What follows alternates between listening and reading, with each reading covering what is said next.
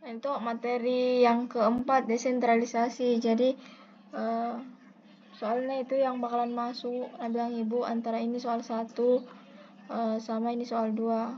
Udah tahu yang mana? Tapi dia bilang itu. Nah, divisi elektronik memperoleh peluang melakukan investasi dalam 2 proyek untuk tahun yang akan datang. Proyek mesin penjawab dengan alat video game. Biaya yang dibutuhkan untuk melakukan investasi, pengembalian dan ROI itu tidak minitabel. Terus, nah divisi saat ini memiliki ROI sebesar 18% dengan aktiva operasi 75 juta. Laba operasi investasi berjalan 13,5 juta. Divisi telah mendapat persetujuan hingga 15 juta untuk modal investasi baru. Kantor pusat mensyaratkan bahwa semua investasi menghasilkan paling sedikit 12%. Hitunglah ROI divisi untuk masing-masing skenario.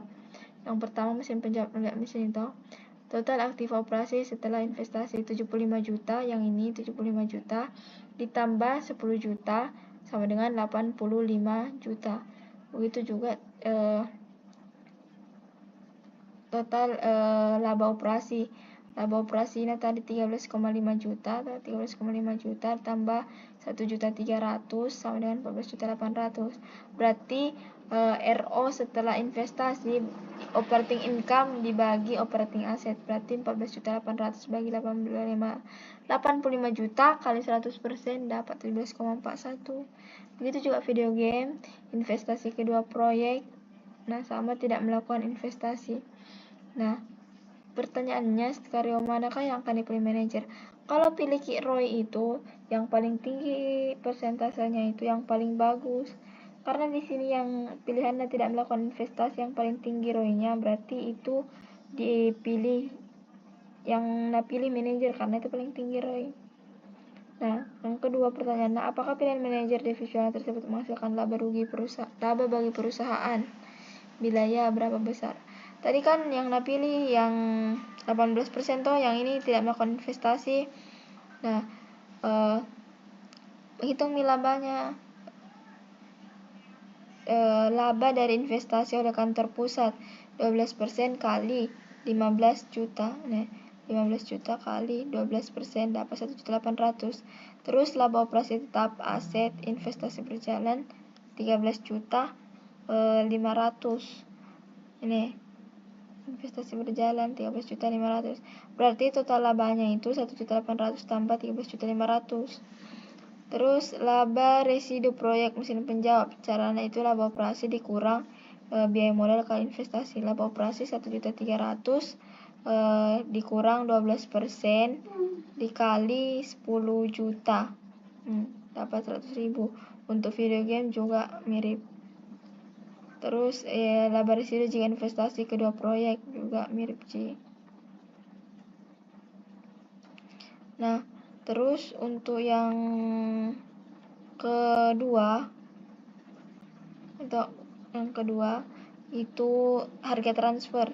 Jadi kayak di sini ada 2 divisi furnitur sama divisi matras. Dan divisi furnitur itu biasanya beli matras $90 dari pemasok luar. Nah, tapi sebenarnya itu divisi matras memproduksi juga matras. Nah, biaya produksinya ini. Terus pertanyaannya, berapa harga transfer maksimum? Harga transfer maksimum itu 90 karena harga ini tuh 90 karena harga yang beli divisi furnitur dari pemasok luar itu 90. Jadi itu batas harga maksimumnya. Nah, harga transfer minimumnya berapa? Harga transfer minimum itu dihitung berdasarkan biaya variabel. Biaya variabel terdiri dari bahan langsung, tambah tenaga kerja langsung, tambah overhead variabel. Jadi harga transfer minimumnya 55. Nah, terus nah, karena divisi memiliki kapasitas produksi 100.000 matras tapi hanya memproduksi 50.000, maka menjual matras ke divisi dengan harga 55 sampai 90 karena tadi kan yang minimumnya 55, maksimumnya 90 tuh, jadi range harganya di sekitar situ. Terus yang bagian B. Misal harga transfernya ditetapkan 75. Apa manfaatnya bagi masing-masing divisi? Terus bagi perusahaan apa? Untuk masing-masing divisi, laba per matras harga transfer dikurang biaya variabel 75 dikurang 55 20.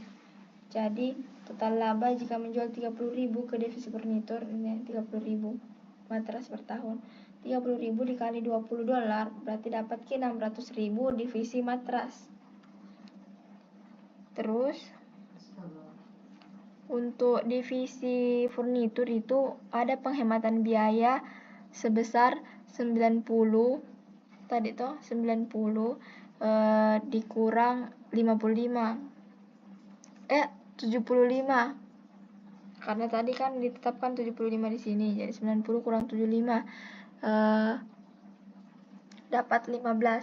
Nah, jika membeli 30.000 matras dari divisi matras, berarti 30.000 dikali 15 berarti ada penghematan sebesar 450.000. Jadi manfaat yang diperoleh dari perusahaan adalah laba dari divisi matras 600.000, terus ada penghematan dari divisi furnitur 450.000. Kalau yang C ini penjelasan, baca sendiri nih.